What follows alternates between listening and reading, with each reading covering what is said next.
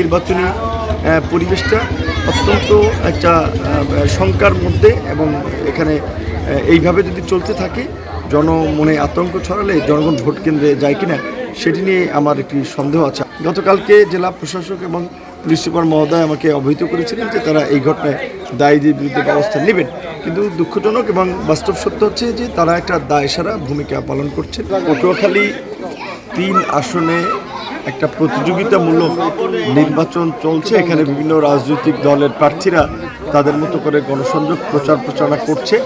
অত্যন্ত দুঃখজনক যে এখানে বিএনপির একজন বহিষ্কৃত নেতা যিনি স্বতন্ত্র প্রার্থী হয়েছেন, তিনি প্রতিনিয়ত পদে পদে আমাদের নেতাকর্মীদেরকে কাজে বাধাগ্রস্ত করছেন, তাদের উপরে হামলা করছেন। আমি গতকালকে জেলা প্রশাসক এবং পুলিশ সুপারকে লিখিতভাবে বেশ কয়েকটি ঘটনা সম্পর্কে অবহিত করেছিলাম।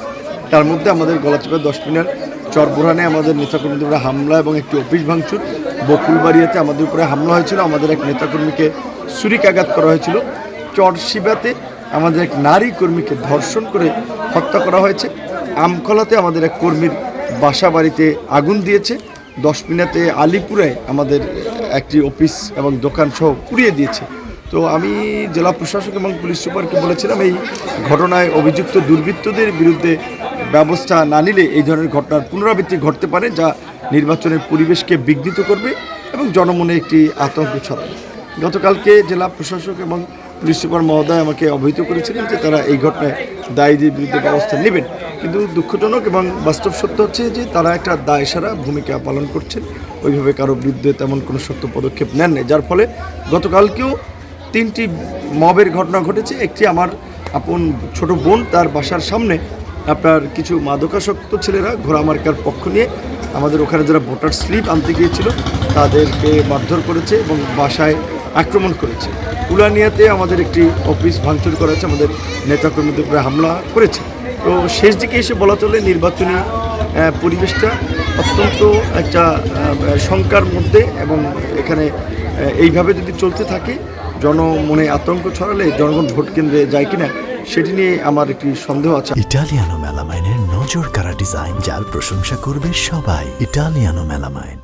আমি দুপুরবেলা জেলা পুলিশ সুপারের সাথে কথা বলেছি যে অন্তত আজকের দিনে এবং রাতে পুলিশ এবং সেনাবাহিনীর যৌথ টহল যেন প্রতিটি এলাকায় থাকে, না হলে জনগণ আস্থাটা পাবে না।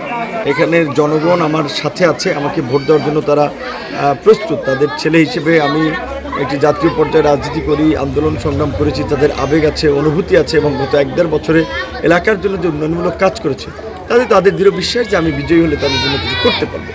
সেই জায়গা থেকে আমি চাই যে জনগণ আগামীকাল ভোট কেন্দ্রে গিয়ে তারা তাদের পছন্দের প্রার্থীকে ভোট দিয়ে বিজয়ী করুন।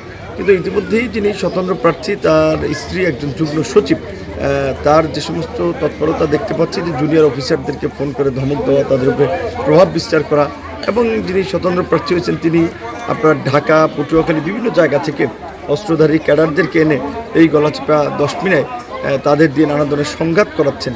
শুনেছি যে তারা ভোট কেন্দ্রে গণ্ডগোল করে ভোট বন্ধ করতে চায় যেন ভোট পরে হয়। তো এই ধরনের যদি ঘটনা ঘটে তাহলে তো সেখানে নির্বাচন করা অসম্ভব হয়ে পড়বে, সেটার জন্য হয়তো সকাল পর্যন্ত দেখতে হবে।